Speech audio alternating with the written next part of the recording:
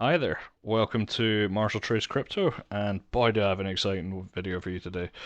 If you've been a big fan of the Cosmos ecosystem, you've probably been using the Keplr browser extension for quite a while. Well, turns out the devs over at Keplr have been working on a bit of a mobile project, it looks like. So today I'm going to run through how we can use the Nano Ledger X with the Keplr mobile wallet, specifically on Android.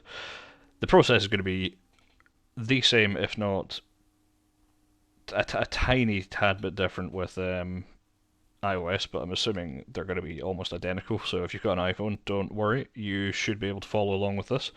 And yeah, let's dive into it. Firstly, if you like the content, you like Cosmos and the general Cosmos ecosystem, remember to hit that like button, specifically the subscribe button. And if you really like the content, remember to hit that bell. Again, it's a tough world out there with the YouTube algorithm, especially in the crypto market. So if you fancy seeing this content going forward, make sure to hit that button. But looking into, I'm going to start off just having a look at my current holdings as I normally do in every single video. Again, if you don't like this, I'll put a timestamp in the bottom of the video just to show you where the Ledger and Keplr part starts.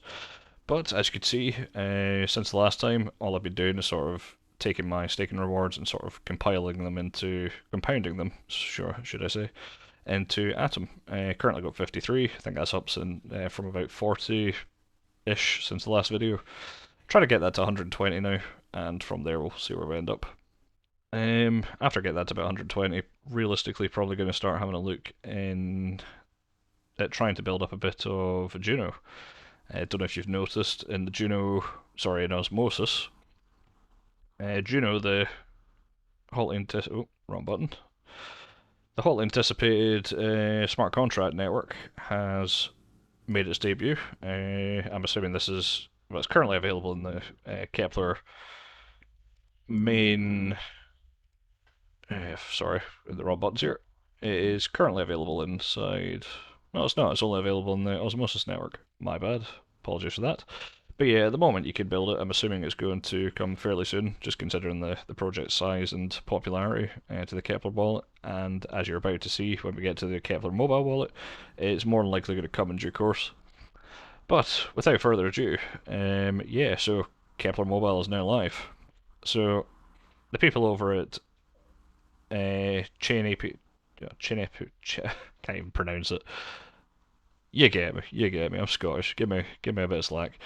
Yeah, they've announced that they've launched both an iOS and Android version of the app, which you can find at the following links. I'm going to link to this Medium article in the video description, but you will be able to find again the iOS version here and the Google iOS sorry, Android version here.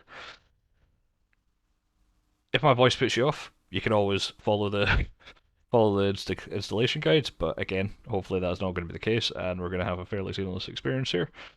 But yeah, without further ado, let's jump into. I've had to obviously screen record on my phone just because I've not currently got a decent way of doing that via my PC. But we'll jump into it, we'll show you what's going on, and we will get this installed and set up using the Nano Ledger X. So to begin with, if you go to specifically in the Android case, if you go to the Play Store and do a search for Keplr Wallet, you're going to be briefed with this. You're going to have a small install button here. You give that a whack, it's going to do some stuff. Because my internet is pretty terrible at the minute, I'm going to jump ahead because it does take just shy of about 30-40 seconds to end up getting to the point where the app launches.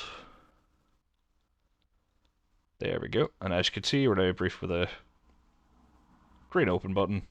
We hit that. You're not going to get this. It's just because I've got another app that controls a bit more of the security. It's going to open the Keplr app. It's quite a nice user experience so far, and you're going to get briefed with the three options that you traditionally see in the Keplr Google Chrome extension, or again, if you use the extension in other browsers, I'm assuming it's identical, if not a tad bit different. So you get the option of creating a new wallet that will start fresh, give you a seed phrase. It's going to ask you a few questions, very similar to the import Ledger Nano X sort of route that we're about to go down. If you've got a seed phrase already, you could import an existing wallet. You're going to need that 24, I think it's a 24 word I might be wrong on that. It might be a 12. It's either 12 or a 24 word seed phrase, and that's going to let you essentially gain control again of that specific blockchain wallet. But in our case, we're going to go with the import Ledger Nano X option. So as you can see here, don't know what took me so long, but it takes a wee second for me to end up clicking on that button. I'm assuming I'm talking to myself. Yeah, so you're going to get three new options here. It's going to ask for a wallet nickname, a wallet password, and it's going to ask you to confirm that password. Because obviously you're about to see me type in a fairly common password of mine, I am not going to show you that bit, but as you can see here, first part, I'm just going to give this a name of Ledger Wallet. Again, this could be whatever you fancy. And as I said, I am not going to show you this bit, so I'm going to jump ahead, but if you come up with a password, whack it in there, and that will be fine. Confirm it, and then hit the next button. So just after you've typed and hit the next button, Keplr is going to ask for a device location. If you're on Android, personally, I'd always recommend just saying while using the app. Personally, I don't like giving permissions away. Doolally, so applications can track me whenever, so always choose that, just as a common security practice. It's then going to ask you to pair with the Nano Ledger X. So this is where things get a wee bit complicated. I wouldn't say complicated, but what you're going to need to do is get your Nano Ledger X. You're going to need to turn it on, type in your passcode or phrase, whatever you want to call that. And if you hold both buttons for a few seconds, you're going to be greeted with essentially the system menu for the device. If you press the right button a few times, you will see a small Bluetooth icon. Once you're hovering over that, as long as it doesn't say disabled, and it shows you the device name, in my case is NanoX8410, if that shows up just below the Bluetooth device, you're set to go. So what you're going to need to do now, for it to show up in this menu, as you can see here, it's asking you to navigate to the Cosmos app on your Ledger device, and at that point it's then going to show you this option. So if you just give it a click, you're going to see, it might take a bit longer. The first time I done this before I ended up screen recording, I think it took just shy of about 30 seconds for that to happen, but afterwards it just automatically, it's fairly quick, I'm not too sure what that was about. So it might take a wee bit longer. If it doesn't work, restart the app, start the process again, and just, again, do the same thing. Nothing is detrimental to anything that's on the blockchain, so it's all good. Once that's done, it's then going to ask you if your phone supports biometric sort of fingerprinting. It is going to give you the option whether or not to enable that. I'm assuming if your phone doesn't have that, you're just going to see the all set sort of option. Mine does, so I've turned it on. And yeah, just hit the done button. This is where it gets juicy. I like the word juicy, sorry. So as you can see here, this is the interface. On first load, it goes away and grabs all the prices, so you can see that it's trying to grab the live prices from wherever it gets it from. I'm assuming it's CoinGecko or something like that, just one of these standard cryptocurrency sort of APIs. We're going to give this a second just so it does refresh this. There we go. And as you can see, oh, get a bit too trigger happy here, clearly. As you can see, it's loaded in, everything's synced, and you can now see that I have 0.14 ATM available, 53.6 staked. You can see I've got a tiny bit of staking rewards, which I'm going to claim near the end of the video just to show you how all that process works. And funnily enough, the claiming mechanism that's built into this is also the exact same when you're sending ATM, when you're staking ATM, and again when you're dealing with the governance proposals, which we'll get to in a wee bit. But yeah, so as you can see here, when I decide to click the button, which I thought was fairly soon after that, there we go. So if we were to click on the send button, you'll see here we just have a standard sort of screen. You get to choose the option of the fees, the amounts, the recipients. You can see there's an address book, just like the Keplr app, so you can store all your commonly used addresses. For simplicity, you could click the wee max button, it'll send that, and again you could trigger all the different sorts of payment priorities. So, having a look down, we've obviously got the different ones of staking and my rewards. If we jump into staking, you get briefed on essentially all the different validators. You can go down the list, you can select them, you can see the commissions, you can see their description of the validator, and you can see just how much voting power they have in the general uh, Atom side of things. So if we back out of all that, back out again, you can see we're back here, and if we scroll down, this is where you can see that we've got some stuff about staking again, and we've got the more interesting governing. Well, I wouldn't say it's more interesting.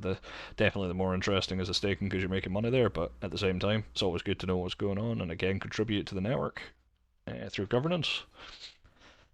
So again, clicking on the staking, you can see all the sort of validators you're specifically staking on, and you can see how much you're individually staking on each of them. And if we're also the APYs as well, which is always good, you can see the different percentages. When we go in here, this is where you're able to essentially redelegate and unstake your assets. I'm not going to do any of this. I'm not going to go any further. It's fairly self-explanatory. You've already seen the list, so if you were to click on the switch validator, it'll show you the list, and you're able to select a new validator, restake it, and everything sort of goes through the sort of standard process, which seems to be fairly common in this app, which is nice. So if we back out of all the staking side of things, and head into the governance, you're going to see that we have all the government's proposals for this specific network. You could see a whole breakdown of the description of it, the voting start end dates, the sort of turnouts, and also the voting percentages, which is quite nice. You could have a wee read into that. Kind of pointless when the voting's ended, but that's that. There is currently one vote open at the minute, just in case you're interested. So that is pretty much the standard sort of network overview. So what you're going to see when you're changing between all these different networks is this stays identical. They're all the same. They all work in the same fashion. They all have the same sort of options, the same abilities, and yeah, that's pretty much it. So from here, obviously this is just the Atom side of things. If you were to click on the two small right arrows at the top where it says Cosmos, this is going to allow you to switch between the different networks. And as I was saying earlier about Juno only being on Osmosis even within the desktop browser extension, it's very much the same within the application. You can see there's only currently three networks compared to the Kepler browser extension already has quite a broad support. I'm assuming they're going to be expanding their teams and they're going to be working on that in the future, but right now, as it currently stands, we only have access to the Cosmos, Osmosis, and Regen. To be honest, it's expected, especially with beta and sort of early access type software. It tends to always be essentially the most prominent things that show up. So yeah, there's nothing really to it. It's going to come with time, and yeah, respect the devs that have been working on this, which is quite good. But anyway, as I was saying, you've got the option here of going between Cosmos, Osmosis, and Regen at the minute. I'm just going to show you the Osmosis side of things. Oh, I'm being very slow here. There we go. And as you can see, it all opens up. You can see I've got a few Osmo available, quite a lot staked. And again, very similar menu as before, so I'm not going to bore you on that. What's cool about this though, going a wee bit forward in the app, you will see this wee small icon at the top here. Again, only ever select the top option. But you can see that you now have the option of scanning QR codes if your friends, family, or again anyone on the internet has barcodes, and it just makes it a lot easier to sort of transact because instead of having to copy and paste large, addresses, we now have a fairly flexible sort of way of, fastly and I'd say more effectively getting really long sort of addresses, without having to worry about the potential of messing characters up, missing parts of it, and all that sort of fun stuff. But yeah, if I could just continue, we're going to jump into the settings menus here.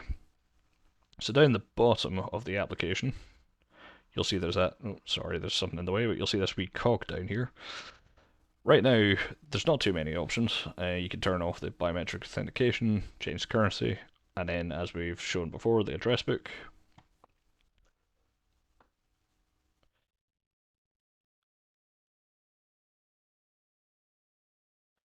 And under the currency tab,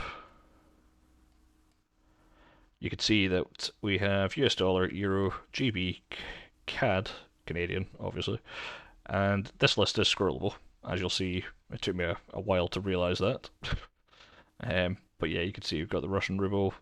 Not entirely sure where KRW is, but yeah, we've got quite a few currencies here that you could set as the default sort of value currency. So instead of it being dollars now, you can now see it's got the British pound conversion, which is quite good. Find that a lot of the cryptocurrency sort of applications just across the world tend to be in dollar. It's not the end of the world, but again, I would like more currency support considering we are talking about cryptocurrencies here, right? So yeah, it's good to see that the devs are at least thinking about that. But yeah, we're just going to quickly run through the claiming process and sort of just the general payment sort of flow and what you would expect to see. So here, I'm going to jump back to the Cosmos network, I believe. I think I do it somewhere around here. There we go. Jumped over to Cosmos, and we have this confirmed transaction. You can see that we have a memo, claim stake and reward. Got the fee down here. You can see that that seems fairly high. It's not, but it looks fairly high. But if you were to click on this wee button here, well, not button, just the 0.0035 atom, it's probably going to be different in your case. Oh, what am I up to? There we go. You will see that you can get this wee prompt again, which will allow you to either select a low priority, average priority, well, fee, or a high fee, which will obviously push your transaction through the network faster or slower. Again, don't tend to have many issues in the Cosmos networks. I tend to go slow, but again, depending on how much money you're sending, yeah, just consider that. But once that's done, you're going to click on the next button. Because your ledger stays connected the entire time this application is open, it will instantly pop up on your ledger saying verify transaction. If you just do what you're normally used to, i.e. go all the way to the end of the list using the right button, and once you're on the sign, I think it says sign message or sign transaction, not entirely sure what the message is, click that, and again if you want to reject it, next option, fire away. And what you're going to get once that all goes through and the transaction gets broadcast, it goes to essentially a pending state, saying that it's being broadcasted to the blockchain, and they're currently pending. You can just click on the go to home screen, that'll just take you back, and again, you don't need to worry about it past that. But if you are to stay on the screen, what will happen in a few seconds is you're going to get this transaction successful. So you now have the option just again, completely dismiss this message, or as I'm about to do, we're going to go to view on mint scan.